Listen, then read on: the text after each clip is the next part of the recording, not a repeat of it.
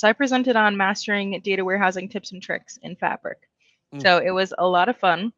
Thank you. If anybody who came to my session yesterday is watching, thank you. It was awesome. I had one of the best crowds I've ever had in my entire life. It was so vibrant. Loved chatting with everybody afterward.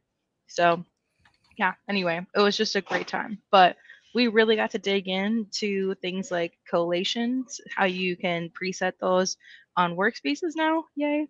And how you can do it via REST API in the notebooks. And then we also covered just a little bit about monitoring.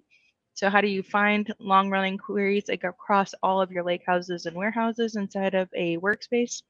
And how do you kill anything that's going to kill your capacity? So Oh, that's fantastic. Now, yeah, I've got a it was question great. for you, Christina. Yeah. I have never, well, explain to me, why would I care about collation? Oh, Chris. I can tell you why I care about collation. I had to migrate not one, not two, but three data warehouses into Fabric earlier this year.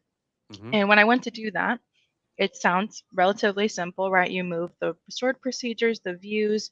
Um, for reference, this client did not allow any AI at the time.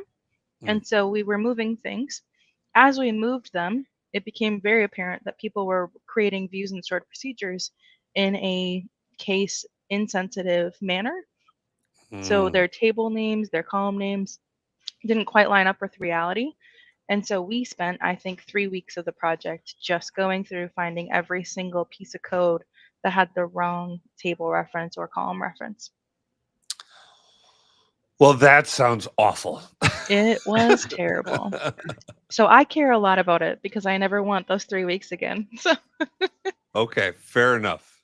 yep. So what you're saying is, and explain what collation is to people who may not be Yes. familiar. So, Oh, yeah, yeah. So collation, for those of you who might not know, is essentially a how the data gets stored inside of the server. So we can have there's quite a few variations, but the big ones that I've come across are case insensitive or case sensitive.